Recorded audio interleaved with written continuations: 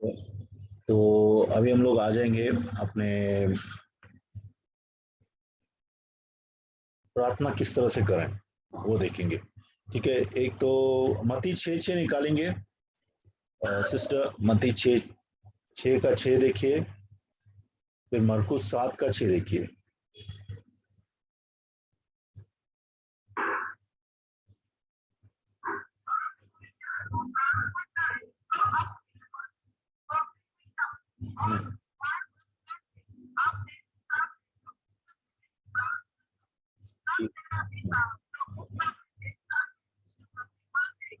हाँ, मरकुस 7:6 भी पढ़िए सिस्टर।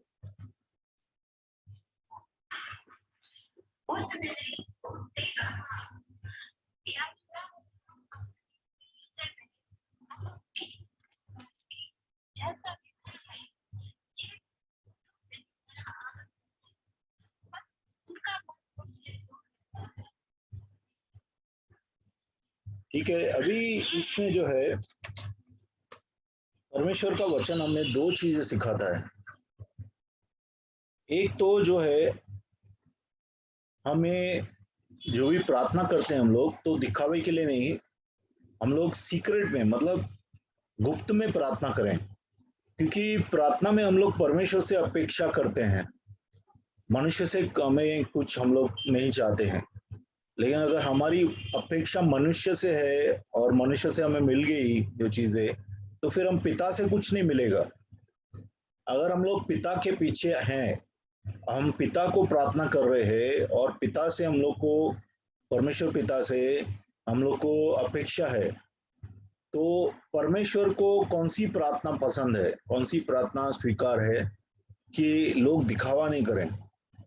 परमेश्वर जो है देखो, हिपोक्रिट, ग्रीक में बोलते हैं ढोंगी को उपोक्रिटे। उपोक्रिटे का मतलब है कि एक्टर। ठीक है, अभी एक्टर लोग जो रहते हैं, जो अभिनय करते हैं, ठीक है, अभिनय करने वाले लोग क्या करते हैं, वो अभिनय का पैसा मिलता है उनको, तो वो जो है वो खुद नहीं है, सिर्फ एक्टिंग कर रहे हैं। जैसे आप देखते हैं अलग अलग जो अभिनय करने वाले एक्टर्स हैं, वो हर एक फिल्म में हर एक सीरियल में एक अलग रोल करते हैं। ठीक है, लेकिन उनका उस उस रोल से कोई भी लेना देना नहीं है। लेकिन परमेश्वर ढोंगी लोगों को सामने नहीं लाते हैं। परमेश्वर चाहते हैं कि हम जैसे हैं वैसे ही रहें। जैसे कि इवन वेदी के जो पत्थर हैं उनको तराशते नहीं थे, मैंने आपको पहले टाइम में बताया था कि जो वेदी के पत्थर इस्तेमाल होते थे जिसके ऊपर बलि देते थे, अलग अलग होम बलि और दूसरी बलियां, धन्यवाद की बलि देते थे, वो बलियों को देने के लिए जो वेदी बनाई जाती थी वो बिना तराशे हुए पत्थरों से बनाई जाती थी। इसका मतलब है कि कोई भी चीजों को बनावट नहीं चाहिए प्रभु को। प्रभु बनावट से नफरत रखते हैं। प्रभु चाहते हैं हम जैसे हैं वैसे आए उसके पास। ठीक है, ऐसा एकदम बहुत मीठा मीठा बात करते हैं, लेकिन अगर बराबर चलते नहीं है प्रभु से, तो मीठा बात का फायदा नहीं है। ठीक है, प्रेज द लॉर्ड पिताजी, प्रेज द लॉर्ड करते हैं, लेकिन हम लोग अपने जीवन में सीधा नहीं चल रहे हैं, तो कुछ फायदा नहीं है। तो प्रेज द लॉर्ड करना कोई बुरी बात नहीं है, लेकिन परमेश्वर चाहते हैं कि हम सीधे रहें, और हमारे जो मोटिव्स है, हमारे ध्येय जो है प्रार्थना करने के, वो सच्चे रहें, और उस वो ईमानदार रहें। ठीक है, ईमानदारी से प्रार्थना करें, अपने मोटिव्स को, अपने ध्येयों को सीधा रखें, सच्चा रखें। ठीक है, और गुप्त में प्रार्थना करें। देखिए, गुप्त में जब प्रार्थना करते हैं हम लोग, तो सिर्फ परमेश्वर देख रहे हैं, इसलिए परमेश्वर जो गुप्त में है वो हमारी प्रार्थना को सुनते हैं। ठीक है, और दूसरा जो है, जब भी हम लोग प्रार्थना करते हैं, प्रार्थना के पीछे विश्वास रखना जरूरी है। प्रार्थना कुछ बकबक करना नहीं है। प्रार्थना के पीछे हम लोग जो प्रार्थना कर रहे हैं उसके पीछे विश्वास नहीं रखेंगे तो हमारी प्रार्थना कैसे पूरी होगी। भजन संहिता 15, 16 और 17 देखेंगे। भजन संहिता 15, 16 और 17।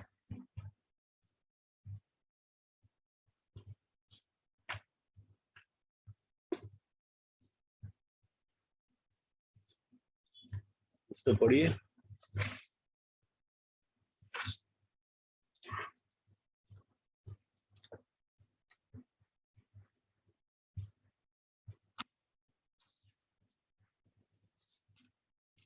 जल्दी से निकालिए पंज, या मैं पढ़ूँ, इंग्लिश में है। वजन से, हाँ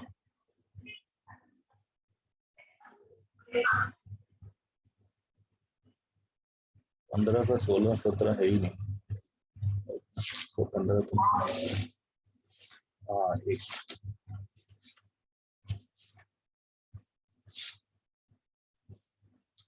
एक,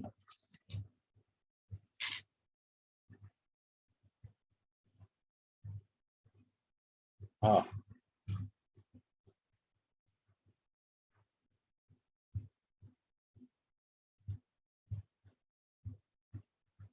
हाँ।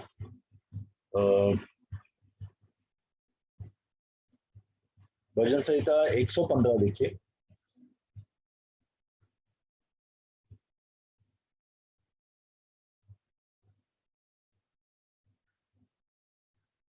स्वर्ग और सर्वे ऊपरी स्वर्ग भी परमेश्वर का है, बट उन्होंने धरती जो है वह हम सबको दी है, ठीक है।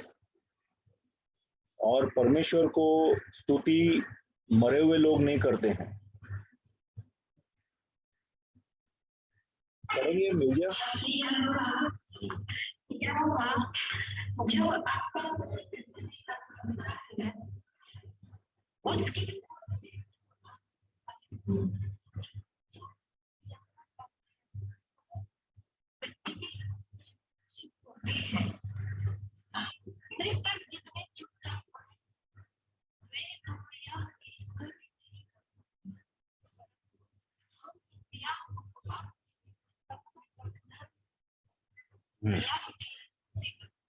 ठीक है, यहाँ की स्तुति करो। तो और लिखा गया है कि जब भी आप प्रार्थना करें कि विश्वास करें कि आपकी प्रार्थना, आप जो प्रार्थना में बोल रहे हैं वो परमेश्वर पूरा करेगा। अगर विश्वास नहीं करेंगे तो आपको प्रार्थना पूरी नहीं होगी, आपको मिलेगी नहीं, क्योंकि बिना विश्वास के की हुई प्रार्थना जो है वो पाप है, ठीक है। कुछ भी चीज हम लोग जो करते हैं वो अगर विश्वास के बिना हम लोग कर रहे हैं तो वो पाप है। तो हम अपेक्षा करें कि परमेश्वर वो चीजें जो हम मांग रहे हैं परमेश्वर से वो पूरी करेगा। इनफैक्ट प्रभु का वचन बोलता है कि हम ऐसा विश्वास करें कि वो चीजें हमें मिल गई है तो वो हमारी होगी। तो इसका मतलब क्या है कि जब भी हम प्रार्थना करें विश्वास के साथ प्रार्थना करें। और कितनी बार कितने लोग बोलते हैं कितना प्रार्थना करो। एक थिस्सलुनीके की पत्री 5:17 में देखेंगे, परमेश्वर का वचन कहता है, एक थिस्सलुनीके की पत्री 5:17,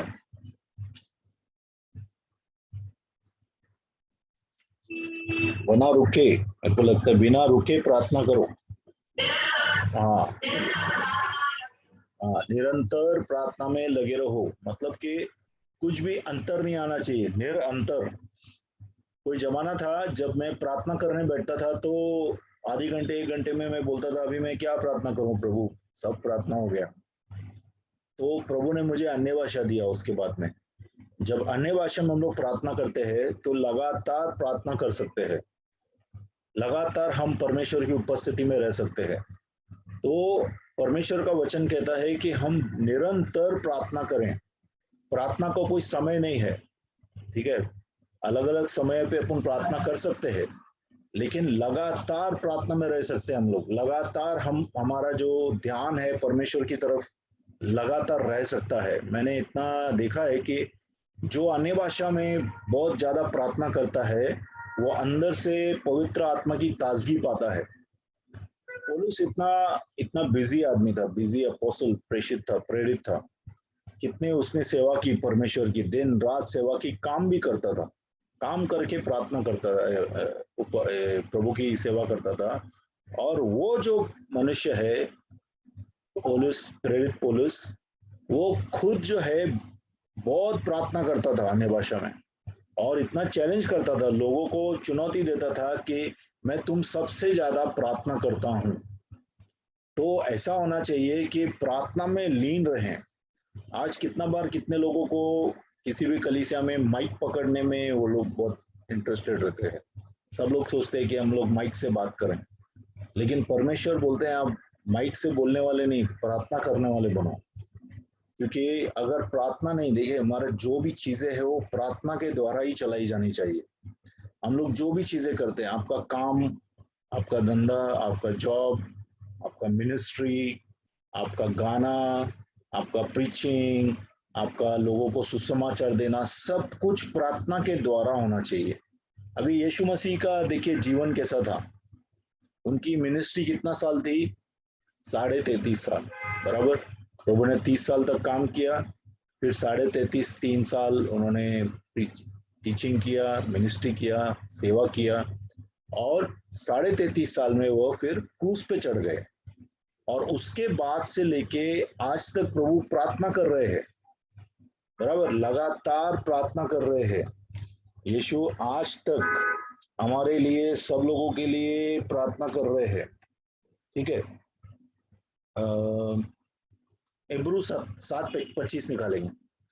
आज तक परमेश्वर जो है, यीशु मसीह सब लोगों के लिए प्रार्थना कर रहे हैं आज तक। इब्रानी 7:25 निकालेंगे।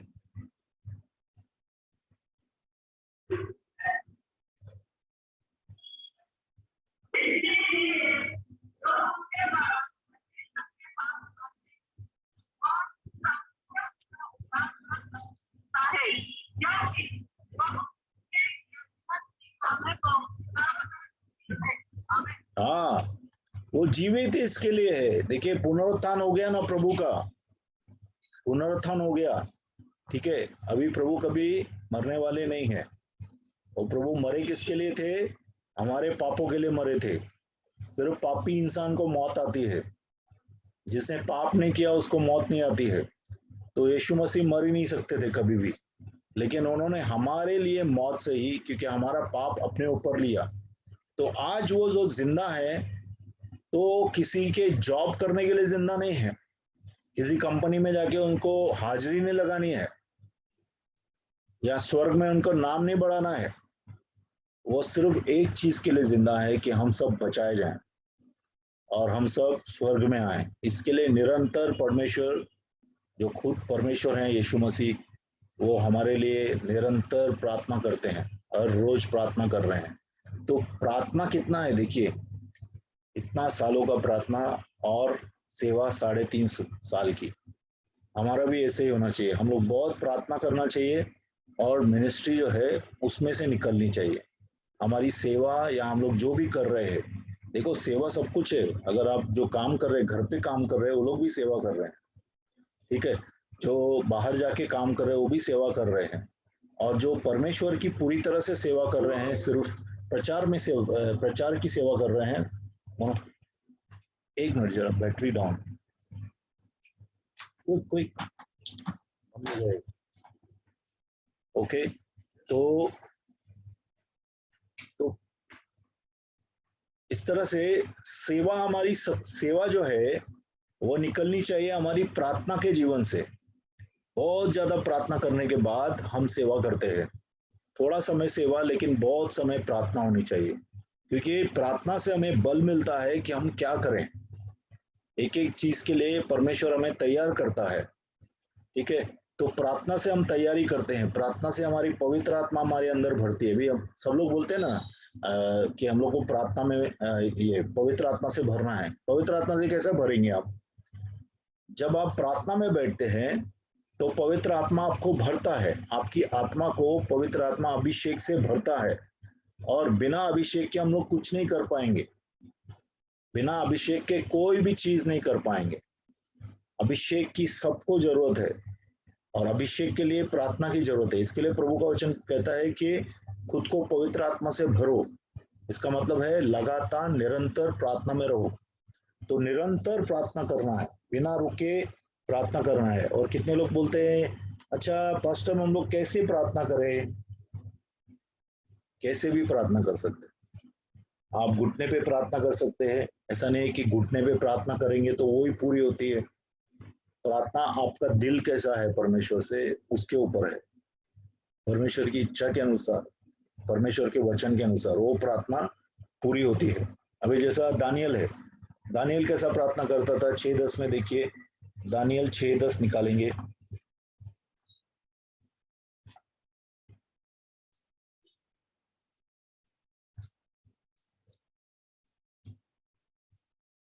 दानियल का किताब 6:10।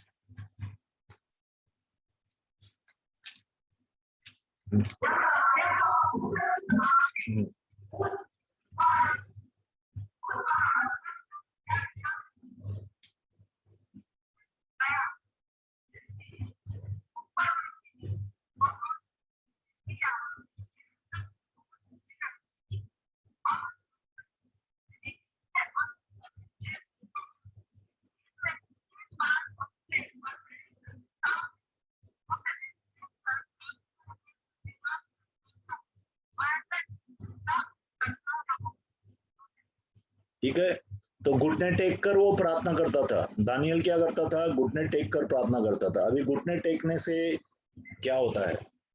अभी कितने लोग बोलेंगे घुटने टेकने से क्या कोई आत्मिक चीज है? क्या आत्मिक चीज नहीं है। देखो कितना बार एकदम आराम से जब बैठे रहते हैं आप, प्रार्थना करते हैं तो ऊँघते आप, नींद आती है आपको। लेकिन जब आप घुटने पे आते हैं तो आपकी नसें दबती हैं। तो नसें दबने से क्या होता है? आप चौकन्ने रहते हैं। प्रार्थना में चौकन्ना रहना बहुत जरूरी है, क्योंकि आप जब प्रार्थना कर रहे हैं तो आप स्वर्ग से बात कर रहे हैं, परमेश्वर से बात कर रहे हैं। तो परमेश्वर से बात करते समय हम चौकन्ने रहना बहुत जरूरी है। इसके लिए परमेश्वर का वचन पतरस में कहता है वॉच एंड प्रे।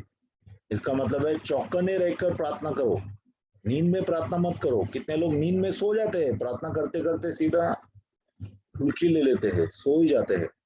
तो सोना नहीं है, अलर्ट रहना है। मैं अपने लिए भी बोलता हूँ, मुझे भी कितना बार नींद आती है, लेकिन नींद नहीं करना। अपने को प्रार्थना में अलर्ट रहना है और तब तक प्रार्थना नहीं छोड़ना है। देखिए लगातार तो प्रार्थना करना ही है, लेकिन अगर किसी चीज के लिए आप प्रार्थना कर रहे हैं, समझो कोई चीज जिसमें परमेश्वर ने आपसे बातचीत नहीं की है कि उनकी क्या इच्छा है, तो कितना बार आपका जवाब आने के लिए थोड़ा समय लगता है। अभी दानियल जो है, जब भी प्रार्थना कर रहा था 18 दिन उसको प्रार्थना करनी पड़ी जब तक कि जवाब उसके पास पहुंचे। और 18 दिन के बाद उसके सामने जो है जिब्राइल प्रकट होता है, और जिब्राइल उसके लिए संदेश लेके आता है और बोलता है, ए प्रिय दानियल, जब तूने प्रार्थना करना चालू किया था तभी से तेरा उत्तर वहां से चल निकला था। ठीक है, लेकिन जब मैं उत्तर लेके आ रहा था तो मुझे टायर के, ठीक है, राजा ने मुझे रोका। मतलब बीच में जो शैतान की जो अधिपति बैठे हैं दूसरे स्वर्ग में, वो आपकी प्रार्थनाओं को रोकने की कोशिश करते हैं, आपके प्रार्थना के जवाब को रोकने की कोशिश करते हैं। तो जिब्राइल जो है, जिब्राइल को पकड़ लिया वो लोग ने। जिब्राइल को जाना नहीं देना चाहते थे कि जाके वो जवाब दे सके। तो मिखाइल आके उसको मदद करता है, और मिखाइल मदद करता है तब जिब्राइल आके, जो जिब्राइल परमेश्वर का स्वर्गदूत है, वो आके दानियल को जवाब देता है उसकी प्रार्थना का। तो कितना बार जो है हम लोग जब भी प्रार्थना कर रहे हैं तो परमेश्वर की पूरी सेना हमारी प्रार्थना को उत्तर लाने के लिए लगी हुई है। हमारी प्रार्थना से स्वर्गदूतों को भी मदद मिलती है कि वो लोग हमें प्रार्थना के द्वारा हमारा जवाब लेके आए। अभी कितने ही लोग प्रार्थना कर रहे हैं बहुत सालों से। हो सकता है कि आप प्रार्थना कर रहे हैं कि कोई प्रभु में आ जाए, और प्रभु ने बहुत सी चीजें की है उनके जीवन में। कितना बार दुष्ट आत्माओं ने उनको भ्रमित कर दिया है उन लोगों को, या कितने लोग चाहते हैं कि उनका पति जो है दारू पी छोड़ दे। कितना बार उनके दिल को भी झंझोड़ा है प्रभु ने। लेकिन आज भी परमेश्वर काम कर रहा है उनके जीवन में। तो आप तब तक प्रार्थना करना नहीं छोड़ना है जब तक आपको जवाब नहीं मिले, खास करके। और जनरल प्रार्थना तो हमेशा करना है, आने भाषा में लगातार प्रार्थना करना है। जो भी काम कर रहे हैं, खाना बना रहे हैं, रबा शांद्र बाबा त्रोडर कोत्री, कपड़े धो रहे हैं, ऑटो चला रहे हैं, या आप जॉब कर रहे हैं किसी फैक्ट्री में, कुछ भी कर रहे हैं, जब भी अकेले है, जब भी कोई देख नहीं रहा है, जोर से चिल्ला के भी प्रार्थना करने की जरूरत नहीं, धीरे से भी प्रार्थना कर सकते हैं। कितना बार आप ट्रेन में जा रहे हैं, आप बस में जा रहे हैं, या आप चलते जा रहे हैं, धीरे से भी प्रार्थना कर सकते हैं। अब शुभ अन्य भाषा में बोलते बोलते आप जा सकते हैं, और आप देखेंगे कि आपके जीवन में बहुत बदलाव आएगा। बहुत सी चीजें जो है ना आपकी बदली हो जाएंगी, आप खुद बदली हो जाएंगे। देखो, या तो परमेश्वर हमारी जो प्रार्थना है उसको पूरा करता है, या फिर हमें बदली करता है, और जो उसकी इच्छा है, और उसकी इच्छा अलग है, तो हमें बदली कर देता है ताकि हम उसकी इच्छा करने के लिए तैयार हो जाएं। ठीक है, तो प्रार्थना का जरूर जवाब आता है, प्रार्थना का जरूर कुछ ना कुछ नतीजा निकलता है। या तो हम बदली हो जाते हैं, या अगर हमारी प्रार्थना की जो रिक्वेस्ट है, जो याचना है, वो सही है, परमेश्वर के वचन और इच्छा के अनुसार है, तो वो पूरी होती है। ठीक है, तो प्रार्थना आप नीज पे कर सकते हैं, प्रार्थना आप घुटने पे कर सकते हैं, प्रार्थना आप खड़े होके कर सकते हैं। जैसा आप देखिए लुका 18:13 देखिए, लुका लुका लुका का 18:13 में क्या लिखा है।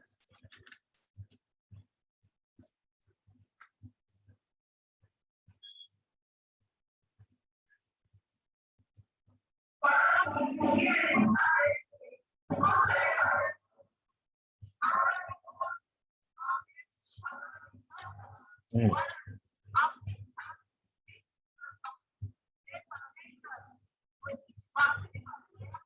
हम्म, खड़े होके प्रार्थना कर रहा था वो। ठीक है, तो आप घुटने पे कर सकते हैं, खड़े होके कर सकते हैं, प्रार्थना घूमते फिरते कर सकते हैं, बैठ के तो कर ही सकते हैं, और कितना बार आप सो के भी प्रार्थना कर सकते हैं। अगर आप सो रहे हैं, मतलब नींद में नहीं है, आप लेटे हुए हैं, लेटे हुए भी आप प्रार्थना कर सकते हैं। ऐसा नहीं है कि आप लेटे हुए प्रार्थना नहीं कर सकते, कर सकते हैं। अगर आप बीमार है, या आप थके हुए हैं, या आप उस वक्त नहीं उठना चाहते तो भी कोई प्रॉब्लम नहीं है। ऐसा मत सोचिए कि प्रभु आपको देख रहा है, आपके ध्येय क्या है। प्रभु देख रहा है कि आप प्रार्थना में लीन है कि नहीं, गंभीर है कि नहीं, वो देख रहे हैं। पोस्चर का इम्पोर्टेंट नहीं है, मतलब कि आप खड़े हैं, बैठे हैं, सोए हैं, लेटे हैं, वो सब को प्रभु को वो नहीं देख रहा है, प्रभु आपके दिल को देख रहा है। प्रार्थना करना जरूरी है, आप कैसा प्रार्थना कर रहे हैं वो इम्पोर्टेंट है। ठीक है, लेकिन कैसे है, आप बैठे हैं या खड़े हैं या कैसे भी कर सकते हैं आप प्रार्थना। ठीक है, प्रार्थना के लिए कोई, देखो, यीशु मसीह में कोई ऐसा कानून नहीं है। यीशु मसीह हमें दुनिया की जो प्रथाएं हैं उससे बाहर निकालता है, दुनिया के जो आडंबर है उससे बाहर निकालता है। ठीक है, तो आप कैसे भी प्रार्थना कर सकते हैं, और किसके लिए प्रार्थना करें। देखिए, कुछ चीजें हम लोग ने कल देखी थी, एक दो दिन से, जैसा यीशु मसीह ने हमें प्रार्थना करना सिखाया, उसमें बहुत से क्या क्या होना चाहिए प्रार्थना में वो बताया था। ठीक है, एक और प्रार्थना भी कर सकते हैं, लूका 21:36 देखिए,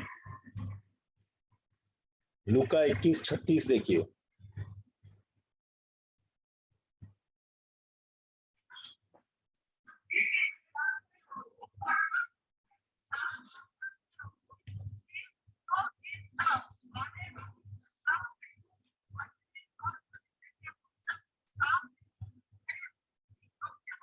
हाँ, अमेन। परमेश्वर के पास प्रार्थना करते रहो लगातार, और चौकन्ने रहो, प्रार्थना में चौकन्ने रहो। क्या बोल रहे हो सो देखो। ठीक है, मुंह से कुछ भी मत निकालो। कितना बार सोलिश प्रेयर होती है। ठीक है, हम लोग अपनी मर्जी करना चाहते हैं, बहुत से लोग करते हैं ऐसी प्रार्थना है कि परमेश्वर कुछ कर दे। औरतें बोलती है पास्टर को, पास्टर एक अच्छा तगड़ा प्रार्थना कर जैसा मेरा पति सब कुछ मेरा मानने लगे, जो मैं बोलूँ वो पूरा हो जाए। ठीक है, ये क्या है, ये अपने मन की प्रार्थना है, ये किस्म से जादू टोने की प्रार्थना है। लेकिन प्रार्थना हम जब करें, परमेश्वर की इच्छा के लिए प्रार्थना करें कि हमारे जीवन में और दूसरों के जीवन में परमेश्वर की इच्छा पूरी हो। अभी कितने लोग आपके पास आते हैं प्रार्थना करने के लिए, और वो बोलते हैं कि आप जरा तगड़ा प्रार्थना करो, ये चीज मुझे चाहिए, कुछ भी होने दे, ऐसा मेरे जीवन में होना चाहिए। ये जो है जादू टोने की प्रार्थना है। हमें प्रार्थना करनी है कि परमेश्वर की जो इच्छा है वो हर एक के जीवन में पूरी हो। ठीक है, तो हम जो भी प्रार्थना करते हैं, जैसे यीशु ने सिखाया था, मेरी इच्छा नहीं लेकिन तेरी इच्छा पूरी हो, वैसा हमारी प्रार्थना होनी चाहिए। ठीक है, और दूसरा, 26:41 देखिए, मत्ती 26:41।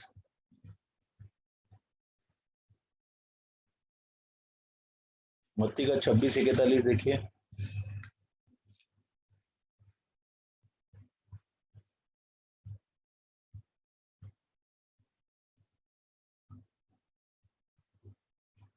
ठीक है, वही परीक्षा में, तुम परीक्षा में नहीं पढ़ो। हाँ हाँ, वॉच एंड प्रे के लिए बताया है कि जागते रहो, चौकने रहो और प्रार्थना करते रहो, ताकि प्रार्थना करने से, देखिए कितनी बार दुष्टात्मा आपको छोड़ के भाग जाएगी अगर प्रार्थना में आप लगातार खड़े हैं। दुष्टात्मा को प्रार्थना करना अच्छा नहीं लगता है आपका, अन्य भाषा में आप बोलते हैं, वो अच्छा नहीं लगता है। अगर लगातार आप अन्य भाषा में प्रार्थना करते रहेंगे तो कितने लोगों का जो छुटकारा होना है वो छुटकारा हो जाएगा। आपको दूसरों को बोलने की जरूरत नहीं है, पास्टर मेरे लिए प्रार्थना कर, आप खुद प्रार्थना करें। आप भी परमेश्वर के बच्चे हैं, परमेश्वर ने आपको भी अधिकार दिया है दुष्टात्मा को भगाने के लिए। ठीक है, तो आपका छुटकारा आप खुद भी कर सकते हैं, मतलब प्रभु आपका छुटकारा करेंगे जब आप प्रार्थना में लगातार लगे रहेंगे। देखिए, जो छुटकारा है वो जो लोग छटपटाते हैं ना, उसके लिए छटपटाते, मतलब उनको कैसे भी छुटकारा चाहिए ही, वो कुछ भी करेंगे और प्रभु के साथ सीधे रहेंगे और छुटकारा को बरकरार रखना चाहते हैं, छुटकारे में हमेशा रहना चाहते हैं।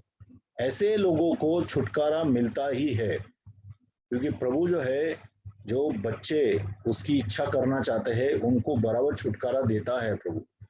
लेकिन हम लोग क्या है, हम लोग शरारती बच्चे हैं, हम सिर्फ छुटकारा पाना चाहते हैं लेकिन परमेश्वर का कहना मानना नहीं चाहते हैं।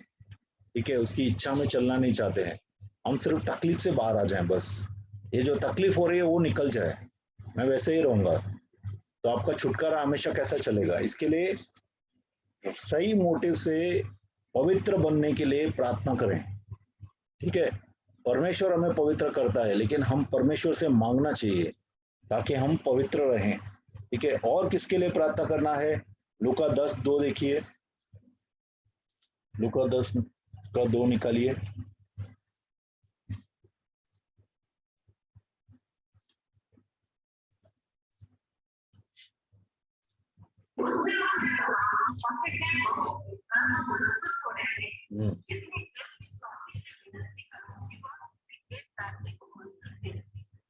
पूरी दुनिया में कम से कम 40 से 42% लोग हैं, मतलब 100 में से कम 4 लोग हैं, 4 से ज्यादा लोग हैं जिन्होंने कभी भी सुसमाचार सुना नहीं है, उनके पास कोई गया नहीं है सुसमाचार देने के लिए।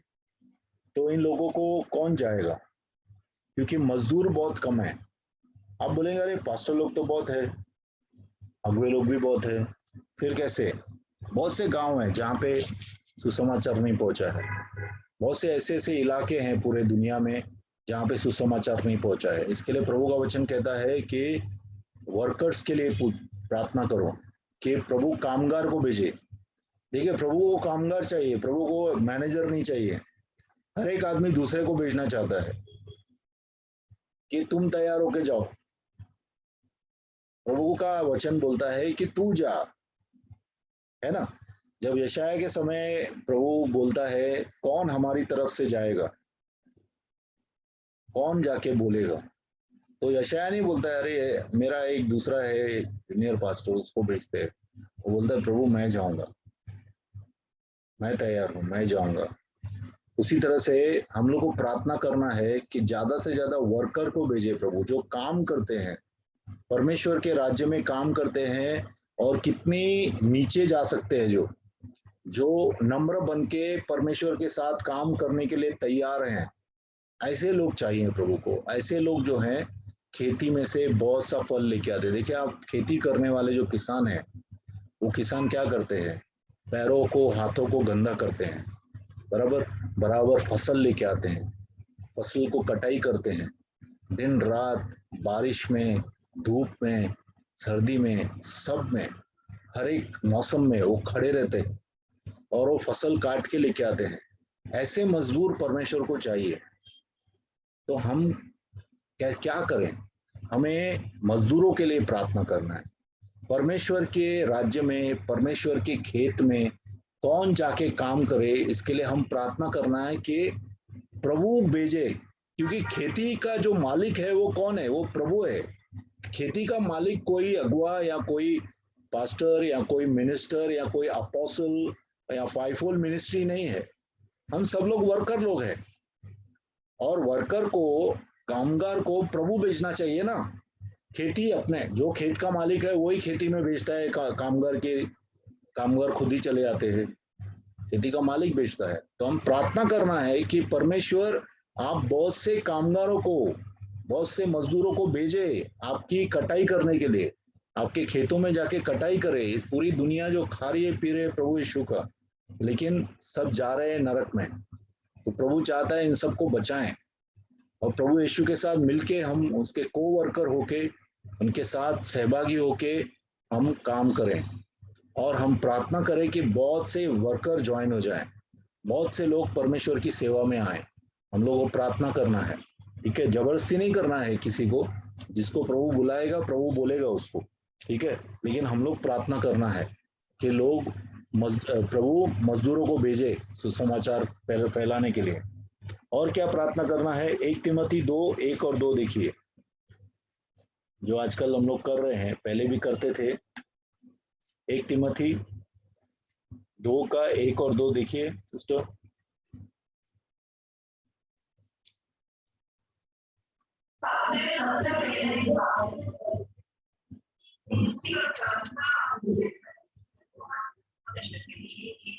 हम्म,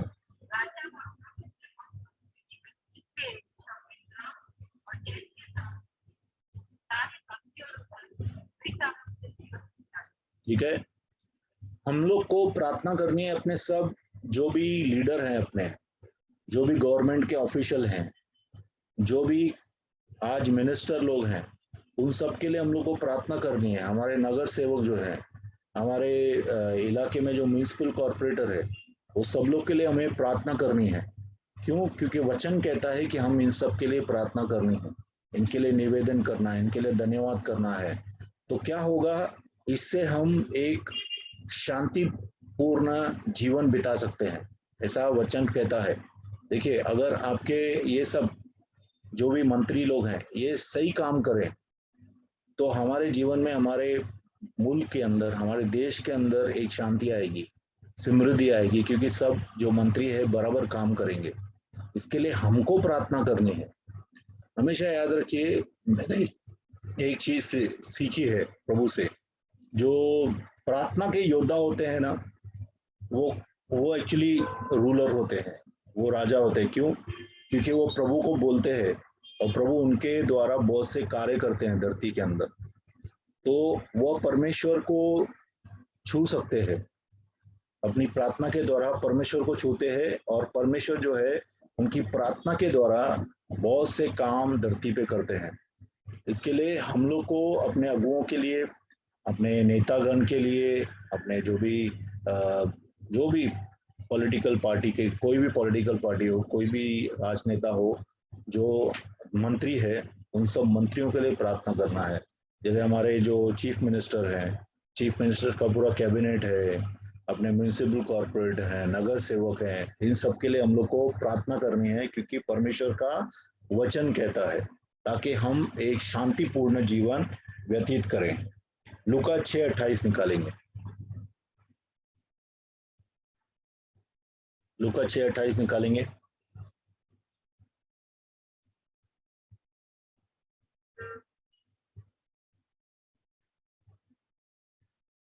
थोड़ा जल्दी जल्दी निकालेंगे ताकि अपन आज पूरा करते हैं।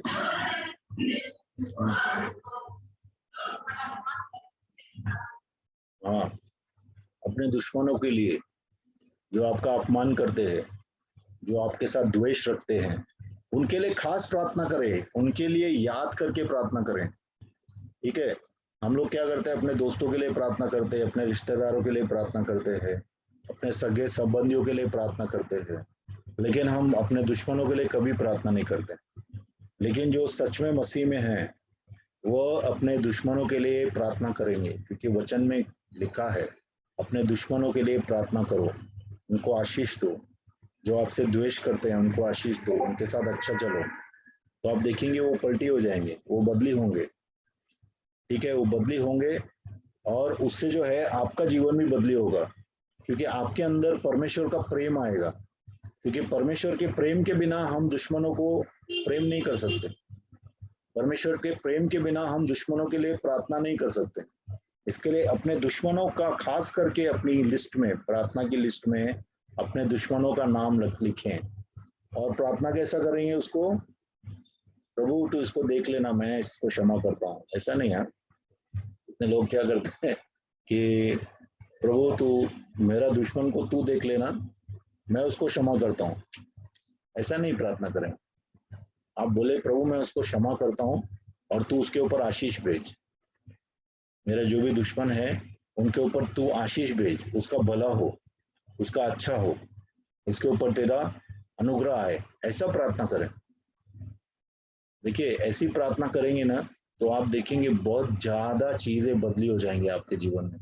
आपके अंदर के रोग भी ठीक होंगे और आपके इर्द गिर्द की बातें भी ठीक होंगी और आपके दुश्मन जो है आपके दोस्त बनना चालू हो जाएंगे। धीरे धीरे आप देखेंगे दुश्मन जो है बदली हो रहा है। क्यों? क्योंकि परमेश्वर उनके जीवन में कार्य करना चालू करेगा आपकी प्रार्थना के द्वारा। तो अपने दुश्मनों के लिए प्रार्थना करें। कब प्रार्थना करें? आप कभी भी प्रार्थना कर सकते हैं। आप सुबह प्रार्थना कर सकते हैं, जैसा अभी मरकुस 1:35 देखिए। मरकुस 1:35 में आई थिंक यीशु मसीह के बारे में लिखा है। मरकुस 1:35 निकालेंगे जल्दी से।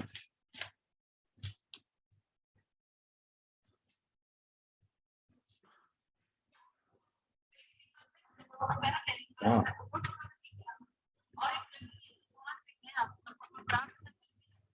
ठीक है। प्रभु यीशु बहुत जल्दी बोर में अंधेरा था, रुका नहीं किसी के लिए कि अरे चलो पतरस आएगा, योहान आएगा, उसके साथ जाता हूँ। अकेला निकल गया, अकेला प्रार्थना करने जंगल में निकल गया और वहां पे जाके प्रार्थना की। कितना बार प्रभु पूरी रात रात प्रार्थना करता था। ठीक है। और भी बहुत से लोग हैं, आज भी नाइट प्रेयर बहुत लोग करते हैं। नाइट प्रेयर बहुत ही अच्छा एक सिस्टम है, शिस्त है, या एक अच्छा अनुशासन है। पूरी रात प्रार्थना करना बहुत अच्छा अनुशासन है। खास करके 12 से 3 के बीच में जो प्रार्थना रहती है उसमें आपको बहुत बल मिलेगा। तो पूरी रात प्रार्थना करने के बाद आप जब घर पे लौटते हैं या अपने घर पे ही प्रार्थना करते हैं पूरी रात, तो आप देखेंगे आपका अभिषेक बढ़ जाएगा। उसके बाद आपको जब आप रिलैक्स मतलब बैठते हैं ना, आपको फील होगा कि आप बहुत ज्यादा आपको प्रभु का अभिषेक आ गया है और वो अभिषेक आपको बल देगा। पूरा दिन आप चल पाएंगे। कितने लोग जो है नाइट प्रेयर से, कितने लोग प्रभु में बढ़ गए हैं और कितने लोग प्रभु की सेवकाई में आए हैं नाइट प्रेयर करने से, पूरी रात की प्रार्थना करने से। तो पूरी रात की प्रार्थना करने का एक आप अभ्यास भी करें और आदत डालें, तो आप देखेंगे बहुत से बड़े बड़े काम परमेश्वर आपके जीवन में करेगा। ठीक है। और कितनी बार सब लोग मेरे ख्याल से प्रार्थना करते होंगे, खाना खाने के पहले आप प्रार्थना करें, परमेश्वर को धन्यवाद दें कि प्रभु ने आपको खाना दिया। खाना देने वाला आपका कोई सेठ नहीं है, बॉस नहीं है, खाना देने वाला प्रभु यीशु है आपको। इसके लिए आप उसको धन्यवाद करें और खाने को शुद्ध करने के लिए भी बोलें कि प्रभु तू खाना को शुद्ध कर। वचन में लिखा है कि प्रार्थना के द्वारा खाना शुद्ध होता है। मरकुस 6:41 निकालेंगे।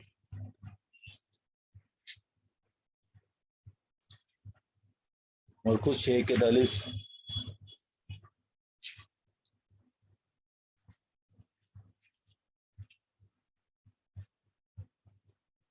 पढ़ेंगे सिस्टर जल्दी से।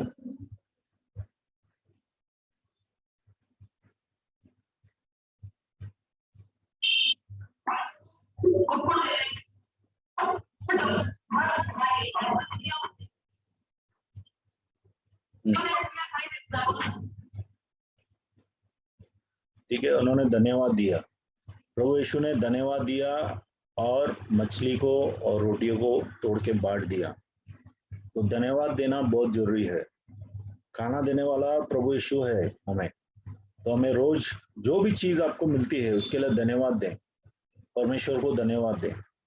और आप देखेंगे कि धन्यवादी हृदय से आप अगर चलते हैं तो बहुत सी और चीजें भी आपके जीवन में आएंगी। ठीक है, थोड़े के लिए धन्यवाद देंगे तो प्रभु और ज्यादा देंगे। तो आप धन्यवाद देना सीखें, ठीक है। और ये प्रार्थनाओं का असर क्या होता है, प्रार्थनाओं से छुटकारा मिलता है। कितने लोगों को दुष्ट आत्माओं से छुटकारा मिलता है। प्रार्थना से कितनी जगह बेदारी आती है। देखो बेदारी को कैसा पहचानेंगे, बेदारी कैसी आती है मालूम है, जब लोग रोना चालू हो जाते हैं। कितना बार प्रार्थनाओं में, कितना बार एक एक सभा में लोग रोना चालू होते हैं और लोग अपने अपने पापों को कबूल करते हैं, पश्चाताप करते हैं। ये बेदारी है, ठीक है। ऐसी बेदारी परमेश्वर देता है प्रार्थना के द्वारा। अगर आप देखेंगे मत्ती 17:21 देखिए, और प्रेरित 4:31 देखिए।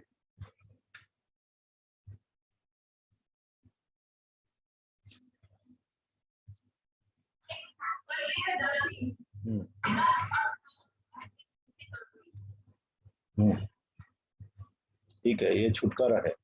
प्रेषित 4:31।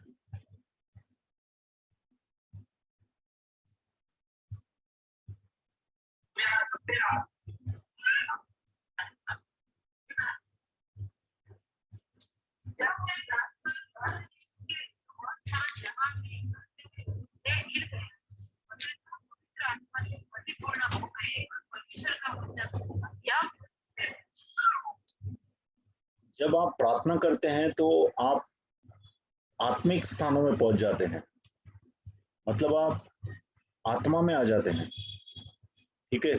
और यहाँ पे क्या लिखा है, जब वो लोग ने प्रार्थना बंद की तो वो स्थान हिल गया। ऐसा हुआ है आपके साथ? आप जब प्रार्थना कर रहे हैं वो स्थान हिल गया, आपने कभी ऐसा हुआ है आपके साथ? ठीक है, ऐसा होना, ऐसा हो सकता है। इनफैक्ट कुछ पास्टर लोगों ने, एक पास्टर को मैंने सुना है, वो बोल रहा था कि वो जो जगह थी जहाँ पे वो प्रार्थना कर रहे थे वो हिल गई। तो क्या होता है, प्रार्थना से बेदारी आती है, पवित्र आत्मा से भर गए, बराबर ना।